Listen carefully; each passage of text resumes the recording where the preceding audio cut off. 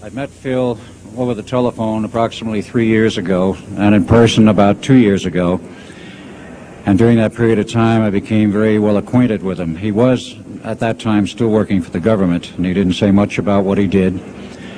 But nonetheless, over a period of time, I became well acquainted with him. I found him to be a person of integrity and honesty. And about 1 year ago, he became totally fed up with the New World Order and the establishment. He thought he was working for the betterment of mankind and the work that he was doing as a geologist for our government as well as for NATO. And he found out that it could be and was actually anything but that. So his revelations became, in many respects, my revelations. And I urged him last winter and spring to go public and lecture. Finally got him out. He's given over 30 lectures to date, all very successful, very interesting. In fact, so successful there have been 13 attempts on his life since the beginning of the year, and he's survived them all. All I can say is God must be protecting him because he has a message. So without further ado, I would like to introduce Mr. Phil Schneider, and understand also everything is being recorded and the video and audio tapes will be available later. Please give a warm welcome to Phil Schneider.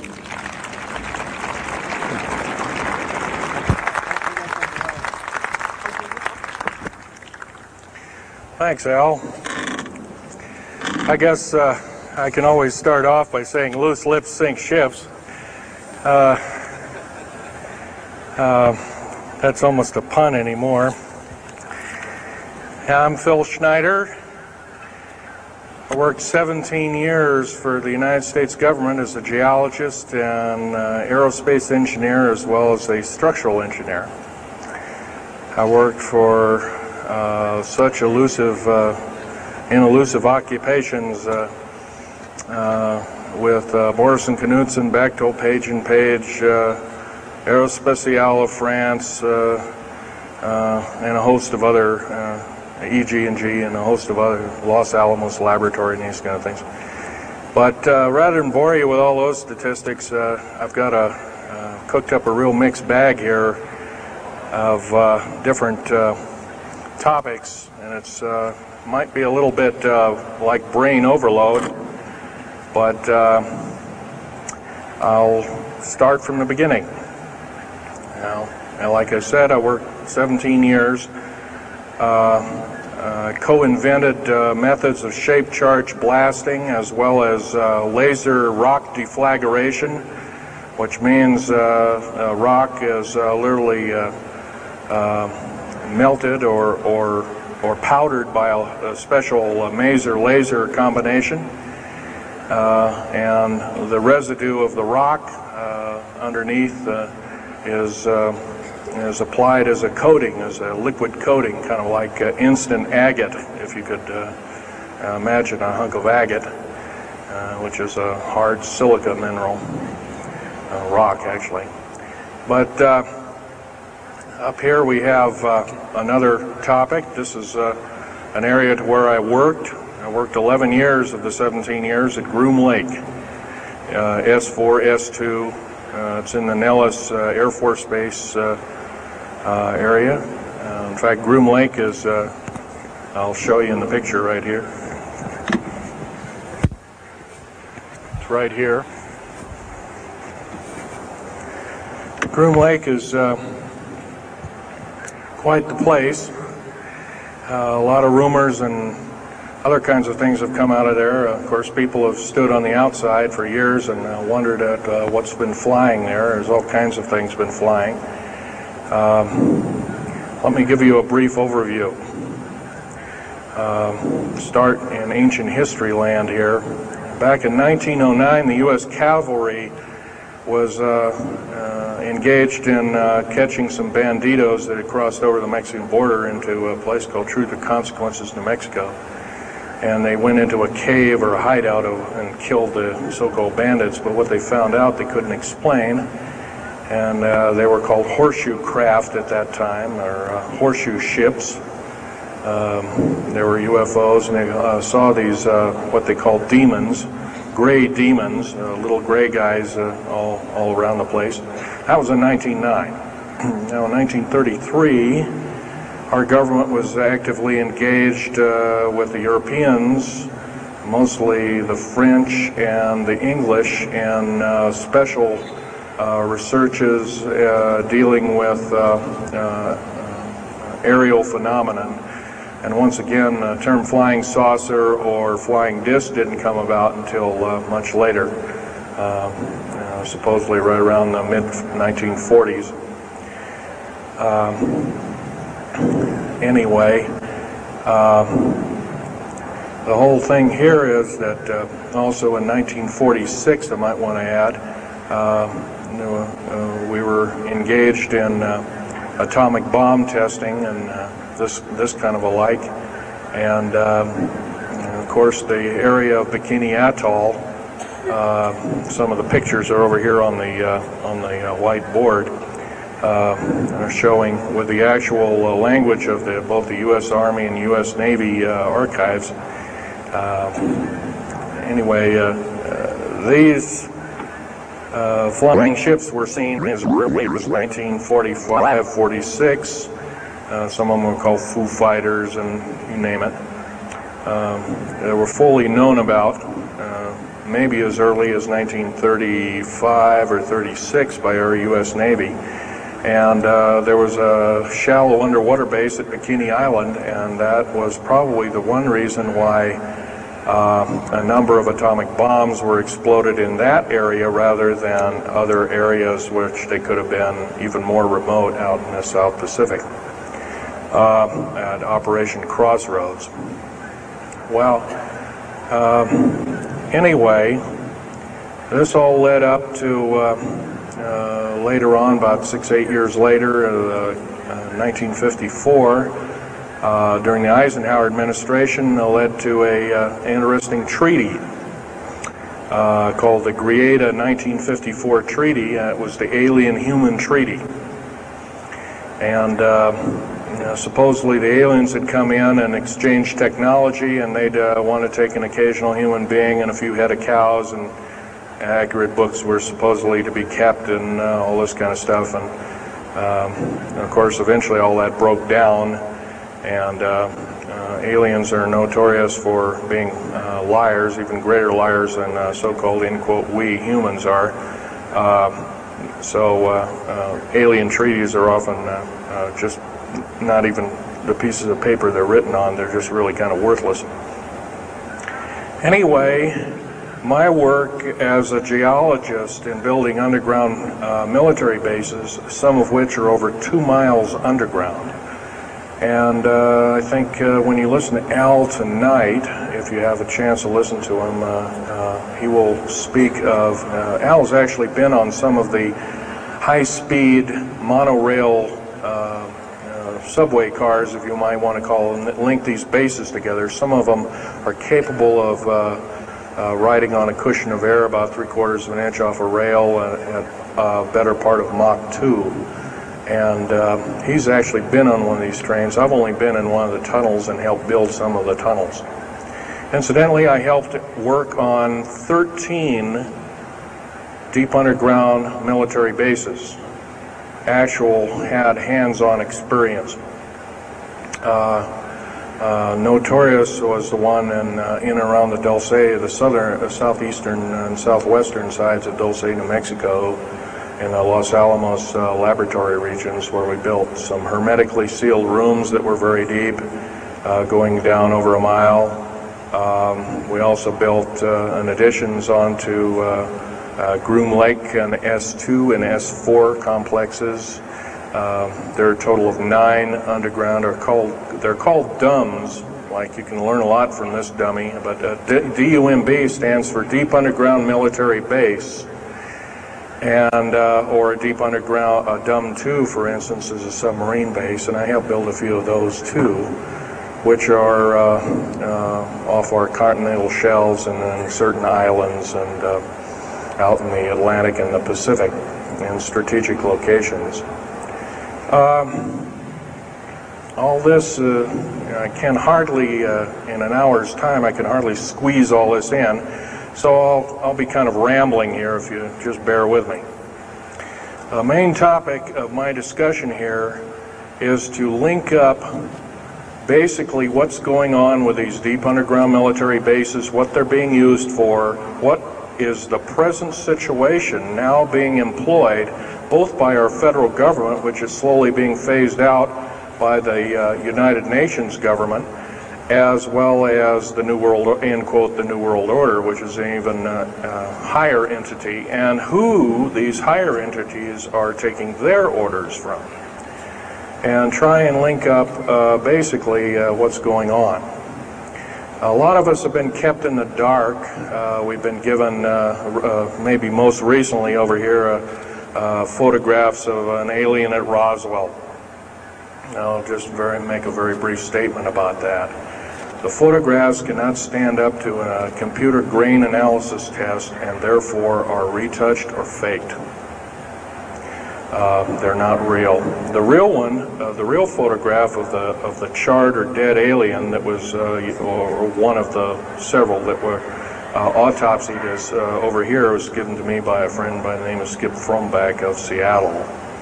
And his father worked as one of the principal doctors. He was from Germany at the time, and worked on some of the autopsy material, from what I understand, along with other people. Anyway, you just can't believe everything, and that goes for me. You got to get out there and do your homework. Like I always say, you might, don't put your spectacles on, you put your skepticals on when you listen to me. So if we can have a show of hands here, how many people have heard about Roswell, New Mexico? Very good, almost all. And how many people have heard about the black helicopters and the other kinds of flying saucers type equipments out at Groom Lake and other places? Very good. Well, this obviously is a nice enlightened audience. Most of you have probably seen what a black helicopter is, or maybe even gotten rare glimpses of an F-117A black jet, or stealth, as they're often called, or a B-2 bomber, or B-1 bomber, or some of these other sophisticated aircraft that are now being touted as the new technology. Once again, where did we get this new technology? Well, obviously we've had a little hand in that.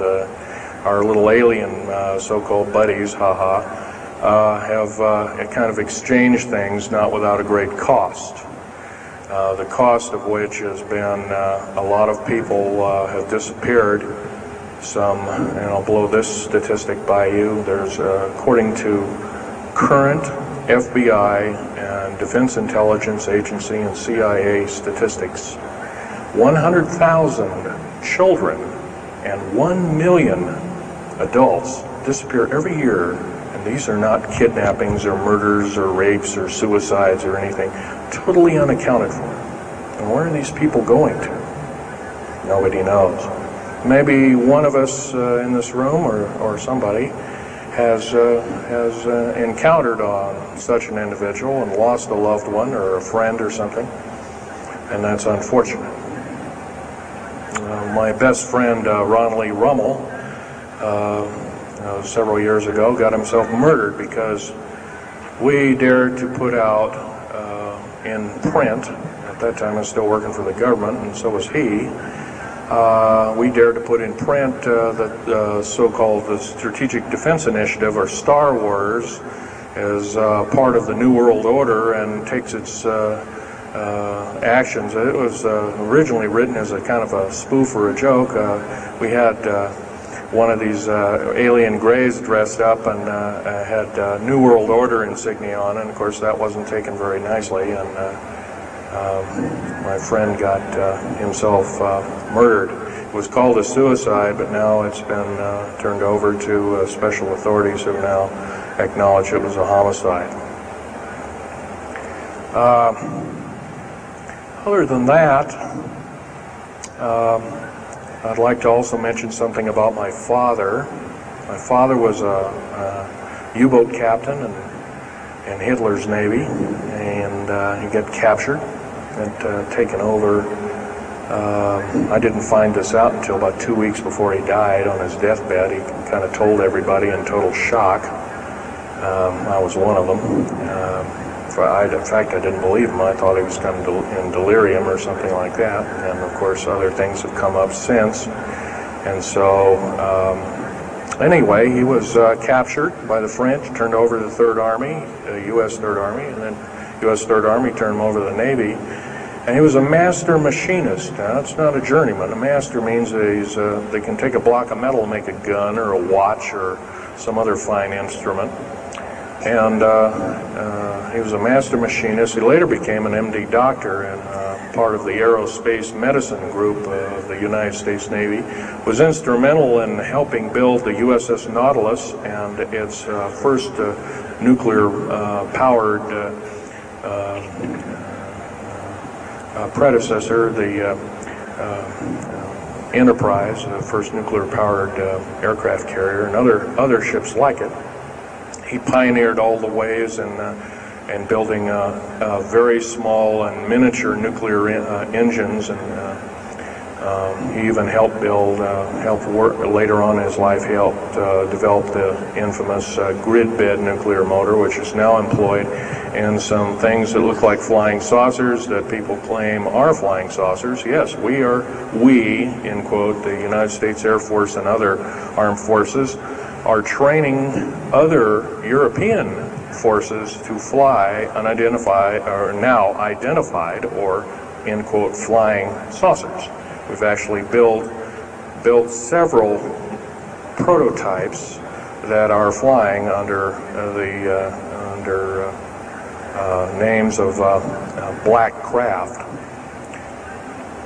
My position as a geologist and an engineer got me to see a lot of things in the world. I've been in over 70 countries. I also worked for NATO. I carried a level 3 security clearance with a rhyolite factor. Rhyolite is a hardened factor, only given out to a handful of civilians and maybe a couple of hundred military men worldwide. I thought I was doing the nation, United States, as well as the world a favor by, I thought I was kind of keeping my end up. Well, it didn't work out that way. I was to later find out that these underground bases are now being employed as strategic bases for, in case there is martial law in this country.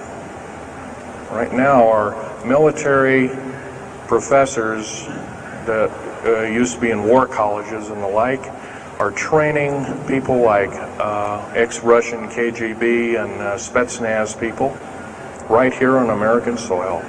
I've seen it with my own 2 eyes, along with other people, other geologists. By the way, I'm still a geologist, still do geological survey work. However, I don't work for the government anymore. I took my security clearance and all my government stuff and cut it up and sent it back to the, pardon my French, SOBs. When I found out that a number of these 131 deep underground military bases are being used to subvert the Constitution of these United States and its people, I says, that is enough. I can't possibly be connected. Oh, well, Mr. Schneider, you can't quit, they said. Well, I says, yes, I can.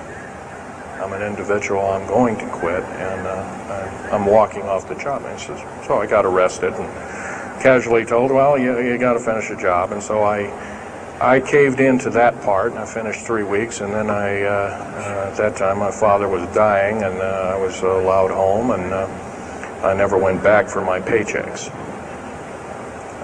Don't intend to either. These people are beginning to show signs of being our utmost enemy. I'm talking about military people now engaged in training foreign troops on American soil, clearly against the Bill of Rights and the U.S. Constitution. It's why we formed a government, why our forefathers formed a government, a republic of these United States in the first place, way back 200 plus years ago. Because the drawing and quartering of soldiers, taxation without representation, law by edict, otherwise known as today's version, executive order, among other things. The very reasons that we became, in quote, free, a free republic, a free society, possibly one of the greatest nations to ever be a nation on this earth, were instilled in our founding fathers that are now so far away from the people now running our federal government structure. So I'm here today to touch upon a number of subjects. One being that these underground bases are roughly over 3 of them per state. There's now, instead of 12 prison camps, there's 39. That's almost 1 per state. They're building 2 prison camps every 7 months. They're building 2 underground military bases every year. Each one of these military bases, by the way, these underground military bases, they cost somewhere between 17 and 26 billion dollars. They employ 1,800 to 10,000 workers each, in varying grades of skill. They gobble up totally through the black budget, over 1/4 of the black budget, or roughly $310 billion. Of course, you may say, where are these figures coming from? Well, the black budget, as we know it, in quote, black projects, which anything called black is significant of hidden from Congress, hidden from the American people, and very few people are even in the know about it at all. But black budget per year garners over $500 billion a year. And it's these kind of huge quantities and sums of monies are garnered through CIA drug activity, National Security Agency clandestine operations, mostly in Panama and South America. Now also engaged in Russia in bringing and refining strategic metals. By the way, you might want to ask, where's all these kind of interesting new metals coming from? Over here on the whiteboard we have the new periodic table. It's got 140 elements.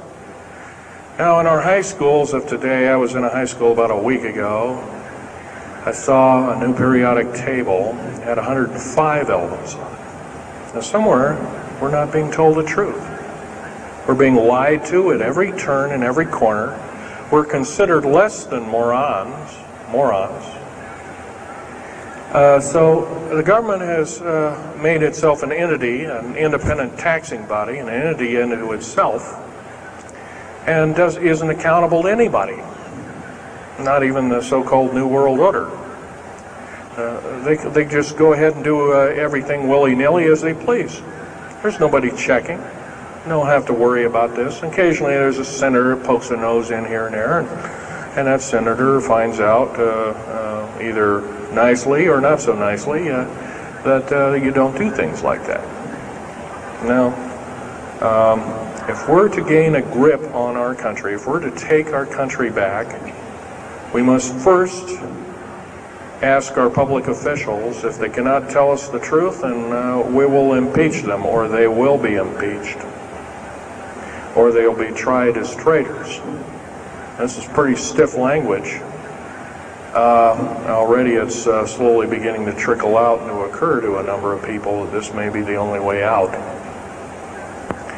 Also, our founding fathers, George Washington, Patrick Henry, and a few of the other ones, came up and said that you don't want to let the beast out of the box. And they were talking about a runaway government. You don't want to allow your government to become like England at that time. And so they warned us about this very same kind of thing. First of all, the United States is not a democracy. It's not a republic anymore. It should be a republic. That's to the republic for which it stands, one nation under God. Why we can't even pray in the public schools anymore. We have to have a Supreme Court judge or group of them, plus Janet Reno and company, among other things, telling us what to do. Interpret for us as if we cannot read with our own two eyes and understand with our mind. This, of course, is bad policy all the way around, and I guess I don't need to blow that by your ears. Okay, on another subject, I have a number of items up here at the table, one of which here is, if I can show it, is a heavy hunk of rock indeed. It has a weight of about a little bit more than a pound, 2.5 times the weight of uranium. It's not radioactive, can never be made radioactive. It's composed of earth, rare earth, clays, and powdered metals, as well as an alien element, mostly from crashed, retrieved flying saucers and those of the kind that have happenstance to crash in our deserts and backyards, so to speak. It's called mironite. This is employed in every stealth aircraft, every black jet, throughout the black budget. Also in the very small quantities in the skins of black helicopters, mironite. Here's another thing. Here's a piece of probably the purest titanium you'll ever hear or see.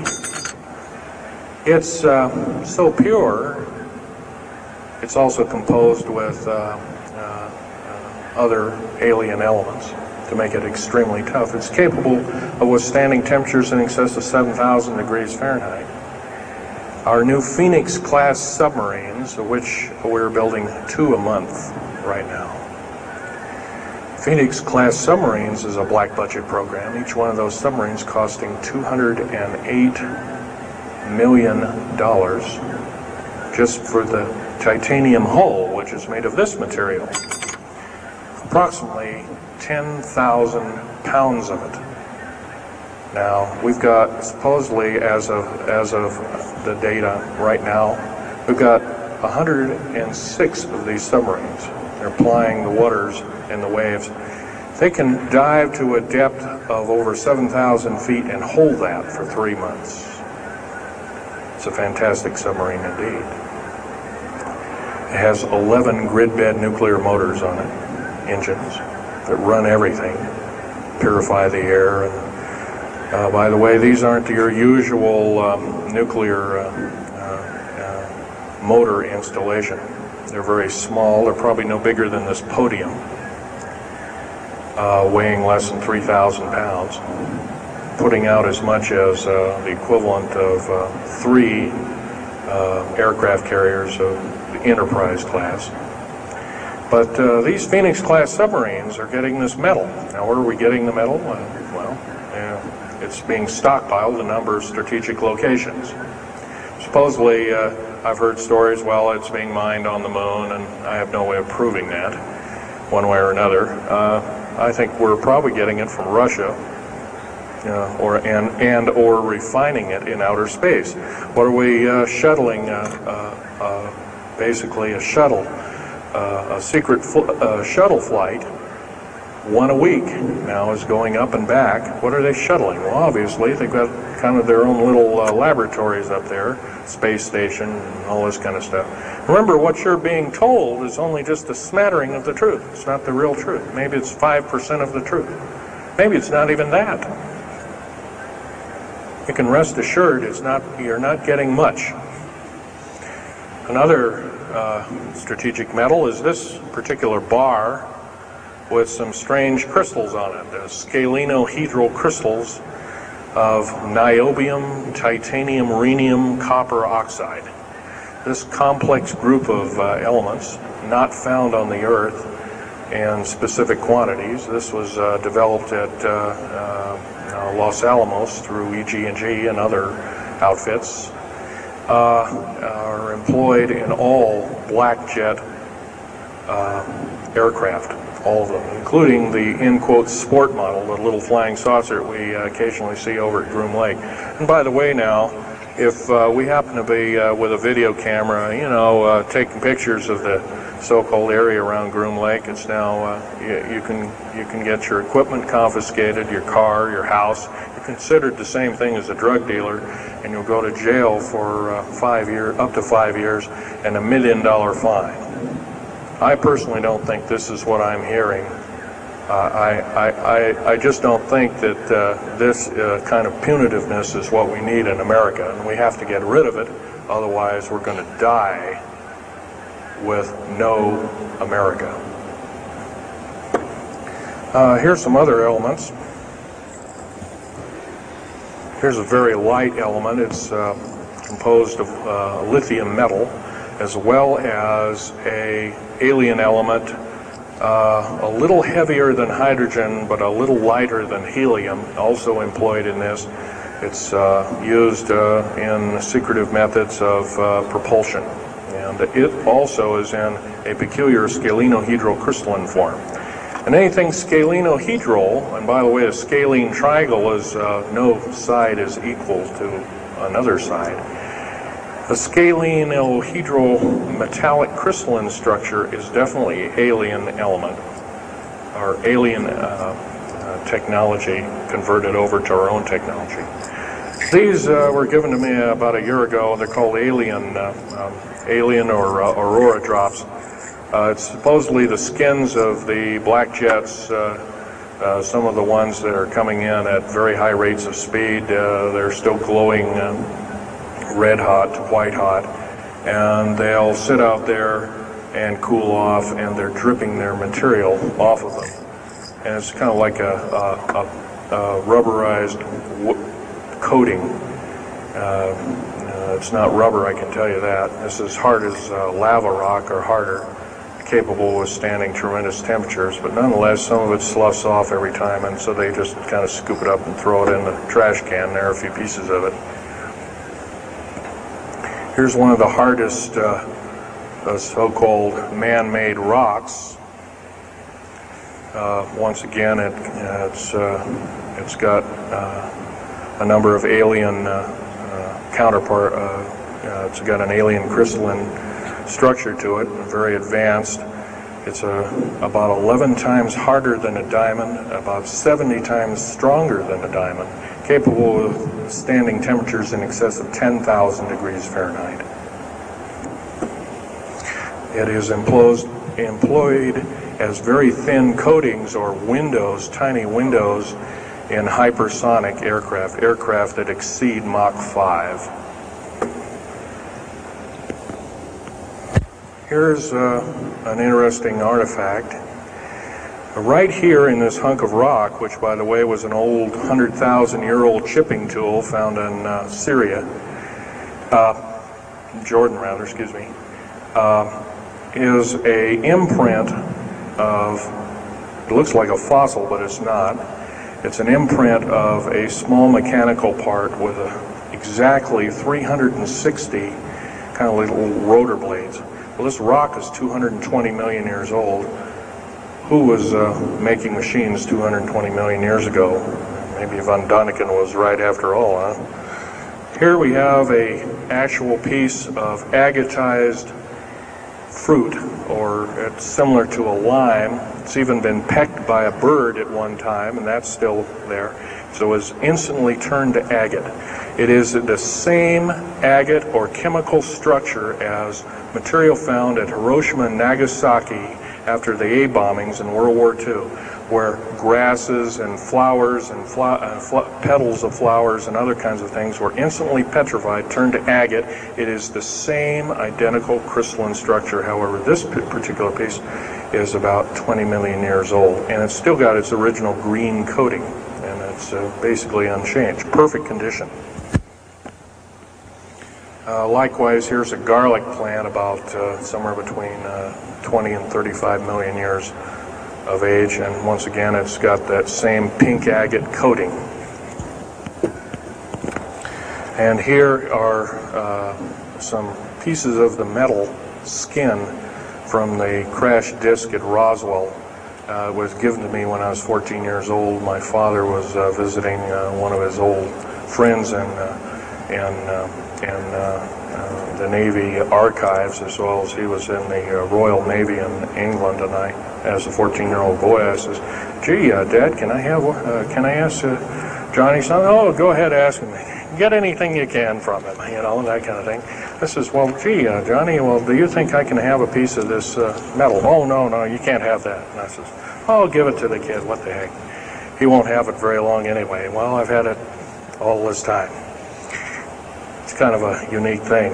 They were able to break the skin of that craft, by the way, by dropping it into a bath of liquid nitrogen, hitting it with a mechanical or hydraulic hammer, and it shattered into little bits. And it was later analyzed and adapted for our own technology. All these artifacts are fine, but once again, the main part of this talk is, where's it all leading to? We get very little spin-off to where any of this is leading to. Occasionally we'll get a new computer, or maybe a quartz watch, or some little trinket kind of like giving the Indians beads a couple of hundred years ago. Well, we're getting these little spin-offs. But the black budget still rolls on, garnering up over $1 trillion every 2 years. It's somewhere between 1.023 trillion and 1.31 trillion dollars every 2 years. And every year it goes by and the black budget is unchecked, unaccounted for, it's just subverting our country. That's number one. Number two is that these underground military, first of all, if there was something like a nuclear war, or there was a definite enemy out there where we were going to be under attack, like from China or someplace like that, I could see maybe a couple of dozen underground bases for a government, and so it could theoretically rise up like the phoenix out of the ashes. Well, not 131 of these, and if you were going to so-called round people up and put them in prison camps, what a better prison camp than underground, where nobody knows where it is anyway. So once again, these underground bases are most likely been planned as underground prison camps and slave labor factories for the New World Order. New World Order, by the way, is getting, and I'm probably the only person ever talking about this, the New World Order is taking, and the United Nations is taking its orders from, believe it or not, these more powerful outer space alien entities. We might call them the large grays or the small grays. Sinister forces indeed. And you might want to say, well, gee, how come we don't see more of this kind of thing? Well, you can just imagine. If you're only being told 5% or less of the truth, that isn't very much to go on. That's one thing. Another thing is you don't find very many people coming up here and letting you have hands-on experience. I'm going to try and do this to you. However, I do ask you to go out and do your homework and keep doing it. Don't necessarily believe in what I'm saying, but get out there and talk to people. Whether it's just a couple neighbors or friends or something, get out there and talk. Because one will tell two and two will tell four, and then pretty soon you have a whole room full of people that are in the know. And then from there, wonders can work. Other than that, as far as changing the black budget and these clandestine programs, public opinion is only going to do that, and it's going to take millions of us.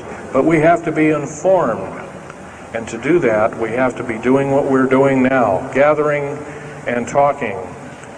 And, of course, most of us are adults and can weed out fact from fiction.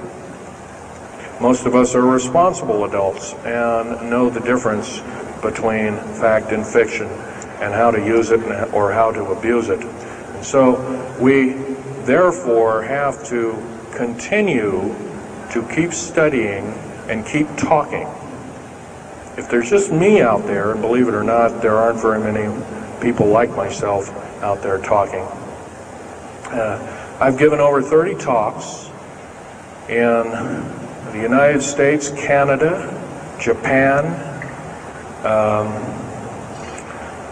went over to England, went into Japan kind of illegal, came back the same weekend.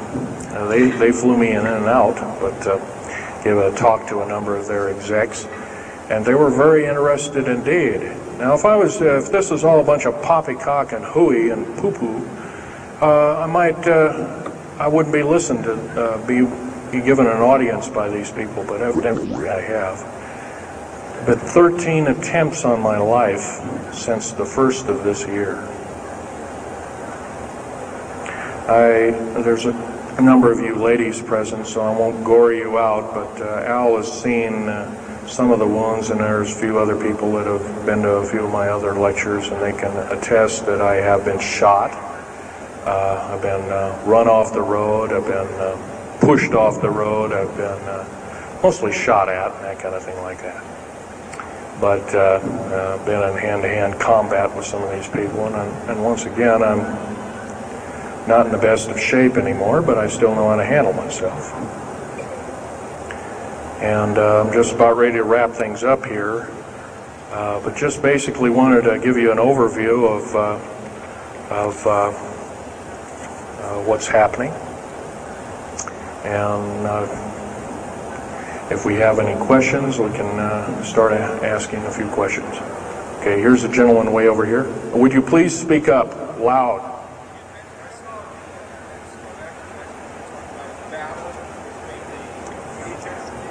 Yes, I was involved in in 1979, in August, late August of 1979.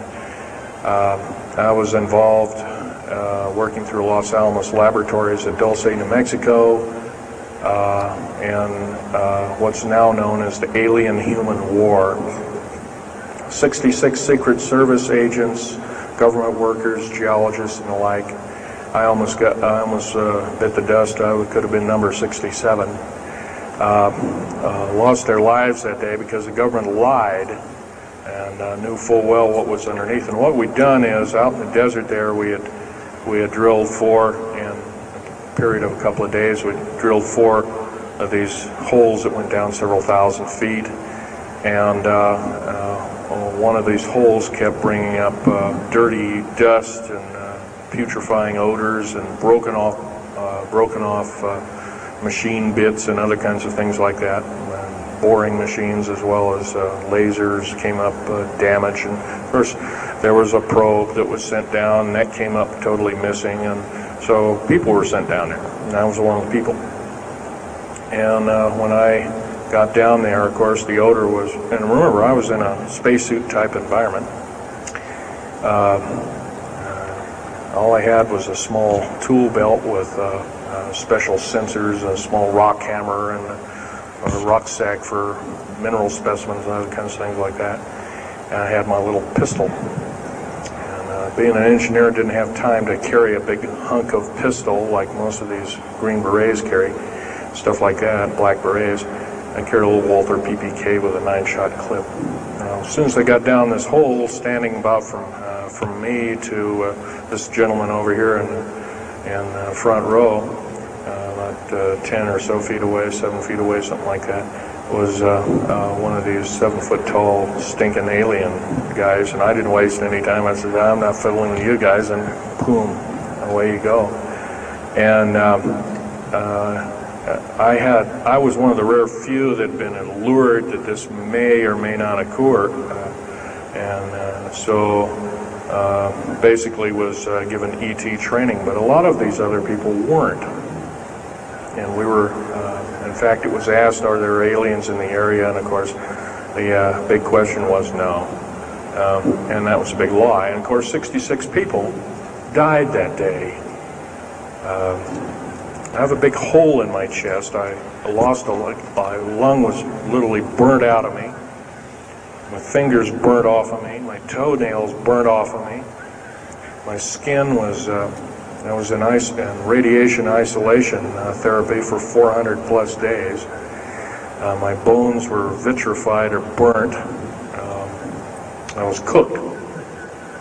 I managed to survive. They're telling you something about it today. But other than that, I'm the only talking survivor. There are only 2 other survivors, and they're in nursing homes up in Canada. And Canada refuses to allow the United States officials to talk to them. And they're in very bad shape indeed. One of them can't talk, and the other one doesn't want to. So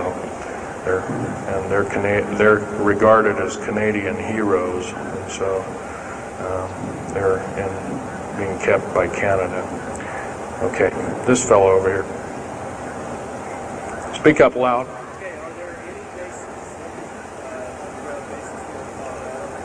Actually, yes, there's several. In fact, as I was coming to this talk, I was supposed to be here by plane, but there was a subsequent foul-up. Anyway, I drove all the way and did it in one day. But as I was coming over up near Cheyenne, I noticed the military, Air Force and the Army are building a so-called new, in quote, boot camp, prison camp, right up in Cheyenne, brand new. And I was here 3 months ago, that wasn't there. So it's something brand new. In Colorado, yes, there's about 4 underground bases, one being at Denver International Air Base. I call it Air Base, spaceport, or whatever you want to call it. Denver International Airport. No wonder your luggage gets lost. There are 8 levels underneath the airport, tarmac there, end quote tarmac or cement mac. And so those bags could be there for a damn long time. Why, just imagine if this was instantly turned to agate 30 or more million years ago, those bags could very well be the same way. So yeah, there's a number of them, and I wish I had a map with me. In fact, in subsequent talks, I'll have a map, which will be put on the overhead. In fact, my next talk, I plan to have just that. I had planned to bring a map here and had all the latitudes and longitudes of all the bases, and I can't do that. That would be a nice jail sentence for me, so I didn't bring it. So. But other than that, I'll have that all researched for you. Yes, this woman.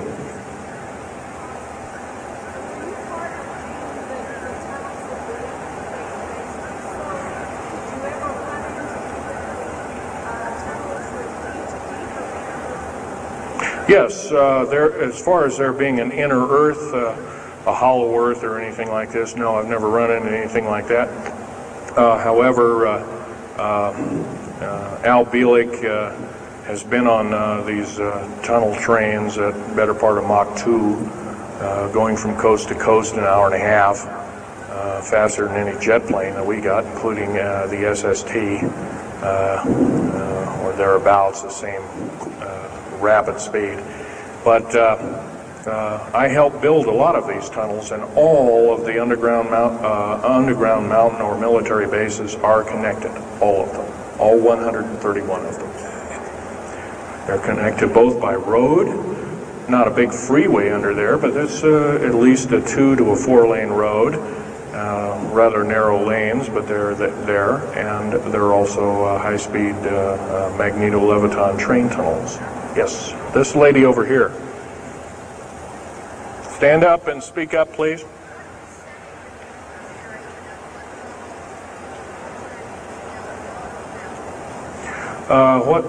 What levels of military personnel know about this? Most of the levels of military know about this, especially the higher levels, higher officer levels. The enlisted, I'm sure, don't, or is basically kept in the dark like we are, end quote, we are. So, this fellow right here with the hat on. Well, there's 131 of them in the United States, 127 of them in the lower 48. There's some in Canada, I'm not counting those, and some in northern Mexico, I'm not counting those either. They average about 4¼ cubic miles hollowed out underground, an average depth of 5,700 feet underground. Average cost $17 to $31 billion each. They employ anywhere from 1,800 to 10,000 people. There's some very large ones now being built in Sweden, one of which is repudiated to be 30 cubic miles. It'll take 5 years to build that one at a cost of about $2 trillion. And that's all being supplied by the United Nations. Yes. Anybody over here? No. This gentleman. Speak up, please. Okay, you want to know exact locations of all these. Well, for where all of your Army, Marine Corps, Navy, and Air Force bases are, they're with all this present, not the ones closed down. And by the way, the closed down bases are now being used for gasoline storage and equipment storage and these kind of things. So they're not really closed down yet. Boot camps, end quote, boot camps and all this kind of stuff. So-called prisoner camps and these kind of things. Right now our police, for instance, are are being trained by the Air Force and the Army intelligence in martial law research, as they call it. How dare they call that by that name. So where these are, they're where every one of these strategic bases are now. In Colorado, in around Denver, there's 3 of them, and they're fairly small. Some of these bases are only maybe 2,000 to 3,000 feet in depth. Some of them were built a long time ago, back 35, 40 years ago, and they're only maybe 500 feet, and they're mostly for equipment storage. Denver, and then there's Fort Collins. There's also Colorado Springs area has a number of them. By the way, Colorado Springs is kind of a famous area. Nikola Tesla's laboratories were in Colorado Springs, and need I say more? I'll leave that up to Al Bielik. As far as Nellis Air Force Base, there's 9 underground mountain bases in Nellis Air Force Base. That's in Nevada. It's north of Las Vegas. There's going to be a UFO show and conference in Mesquite here later on this month, and that's up very close to, end quote, Area 51. That whole area, by the way, the state of Nevada is 81% end quote, managed or owned by the federal government. The land is either restricted or run by the federal government. That's why there's groups rising as we speak, dealing with the problem very vociferously, and senators are now getting involved. So evidently waking up is occurring. Yes, this gentleman over here. Speak up, please.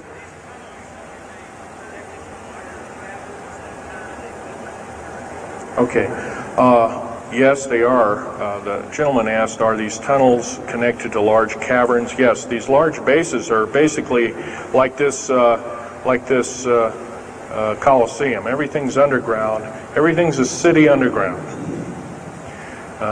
Most of these bases both have military bases, and they have all the accoutrements of life. Remember, each one of these costs quite a bundle of dough, and some of it in our tax money, but most of it in clandestine approaches, and that's definitely undermining the country. Yes.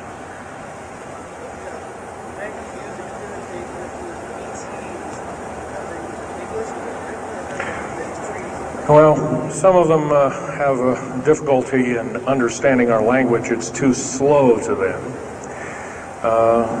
If you've heard whale songs or bird chirpings at high speed, it's about what these aliens sound like audibly to us, so it's a bunch of gibberish. Yes, they've slowly actually broken down. There's 11 prototypes or 11 civilizations of aliens visiting this planet all the time, all of which are known by the U.S. military, 9 of which are not very good indeed. They're pretty bad news.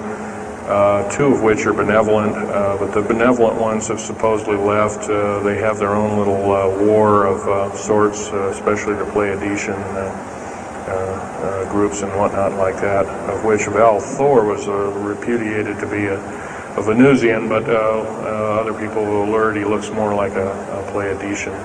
He looks normal human, except he's got 6 fingers and toes. He's got one oversized lung. He's got 2 hearts. He's got all kinds of weird stuff. Bones are bigger. Yep.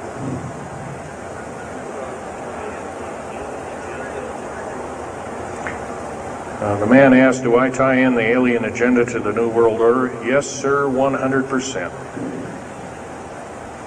I can elaborate briefly. The New World Order right now basically is dismantling countries,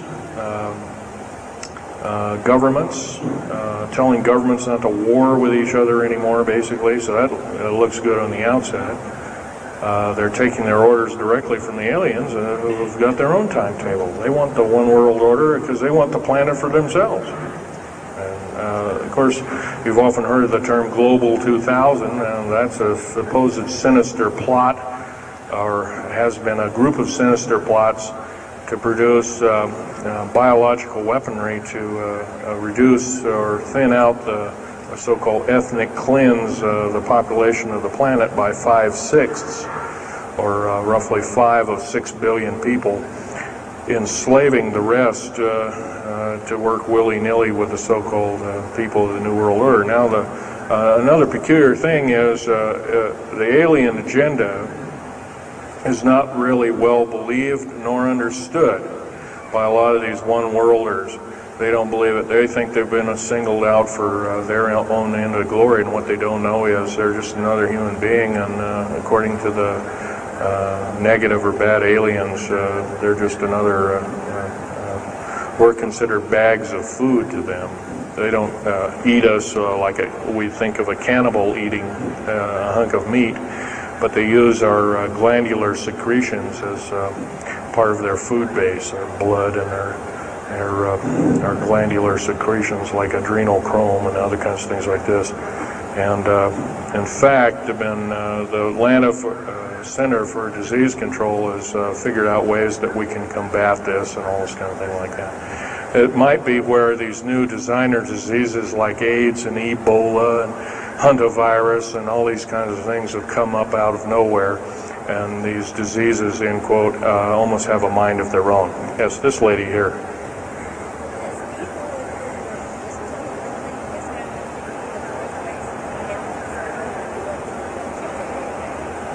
Okay, lady asked, is the tunnel building having an effect with earthquakes?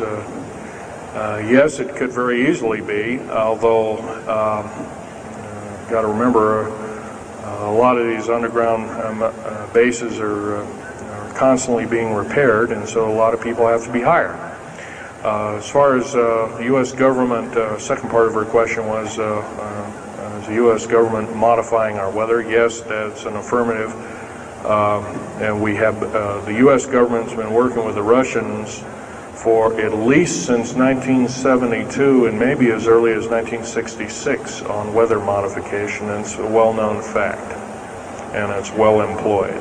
And by the way, they can literally weather modify a hurricane or a tornado out of existence. And the reason they don't do it is pretty obvious.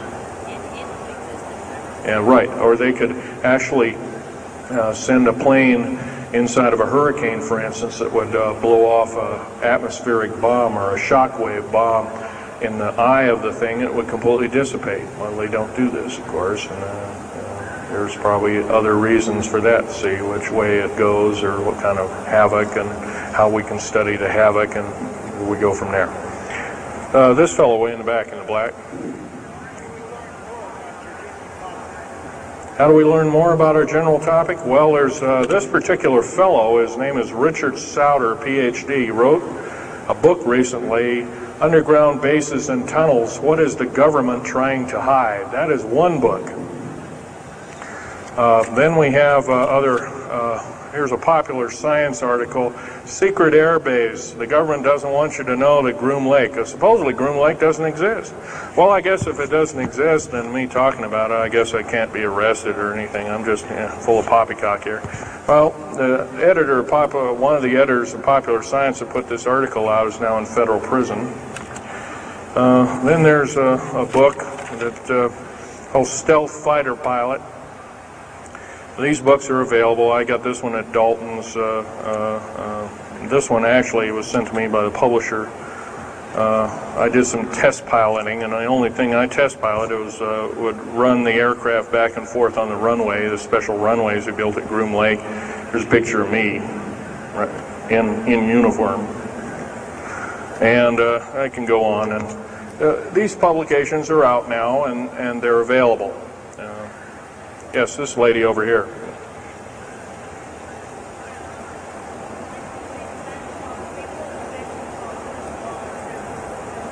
I can't hear you. What?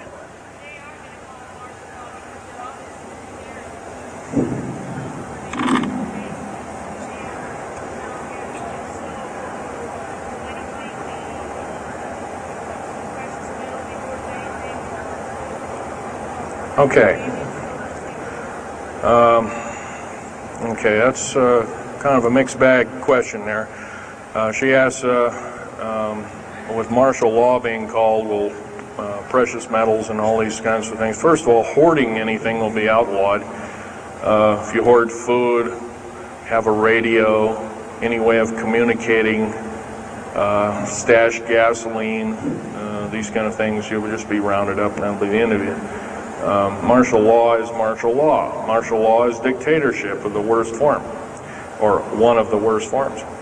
And her other part of the question, if I got it right, was when's the alien takeover? Well, the alien takeover right now is, and probably will be for probably the next 20, maybe 30, 40 years, will be basically in the background. The idea is to get the one world beast-like government order in place and to thin out the population of the planet. And then, of course, then all heck will break loose from then on. And whether it is, I don't often mix Bible and talk, but some people have learned, well, this is already mentioned in the Bible, blah, blah, blah, and all this kind of stuff. Well, that may be, but all I can tell you is I've been face to face with one of these sinister characters, or a couple of them, saying the least, and most people would, just the shock of them seeing such a thing would cause them to not be in very healthy frame of mind, as physical as well as mental. This man here in the blue coat.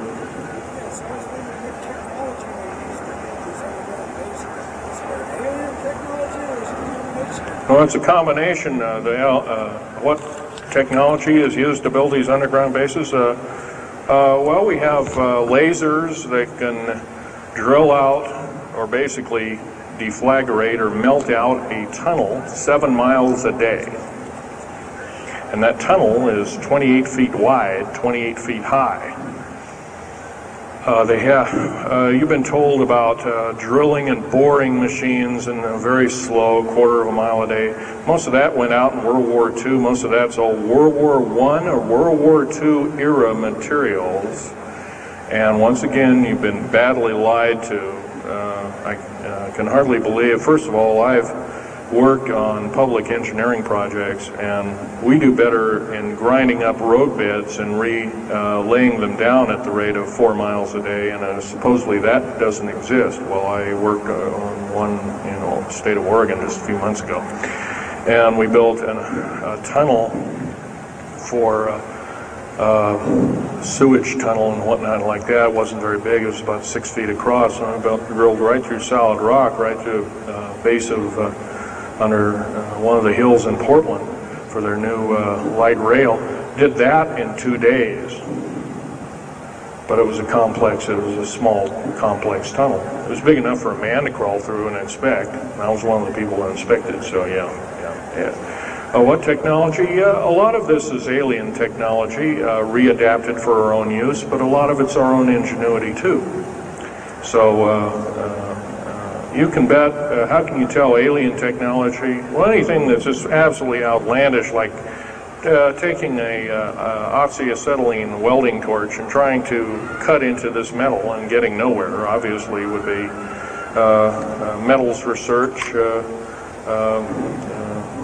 aircraft research and the like, and different tools and products, which things that are many times the hardness of diamond or known hardened substances like borazon. Obviously, that's nothing that we came up with on our own.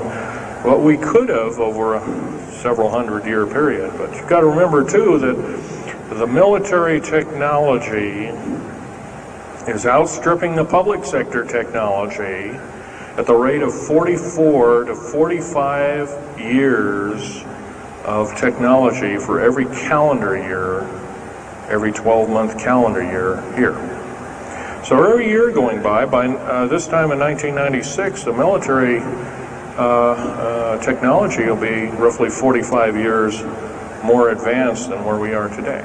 So it's quite possible that way back in 1943, the U.S. Navy not only caused the ship to disappear, it literally disappeared and reappeared.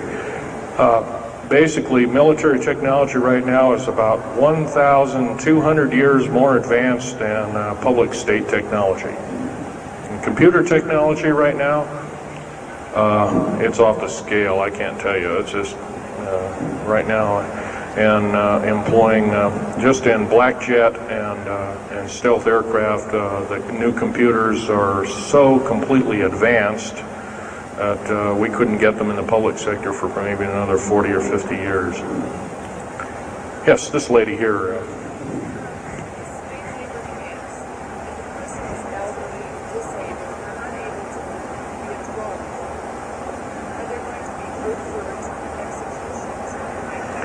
Well, the lady asked with the slave labor camps, the old, the infirm, the handicapped, are they going to be executed, and will there be executions? You can bet your bottom dollar there actually will be these things.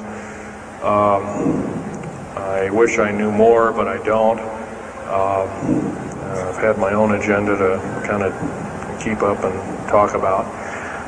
But other than that, yes, I would imagine so. If you look at all the 39 prison camps that are presently built, and they're called boot camps, by the way. And of course, these new trains that they have that have 143 shackle placements per train, they're a scary thing indeed. You know what they're called? They're called United Nations prisoner transfer cars. Oh, that's an appropriate name, I guess. Well, we got to wrap it up here. They're telling me it's time. I'll take one more question. This lady over here.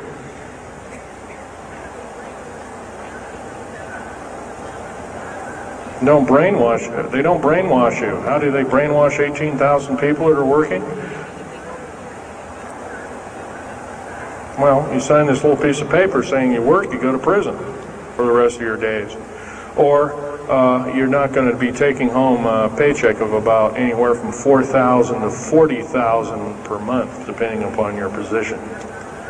$40,000 a month is a lot of petunias.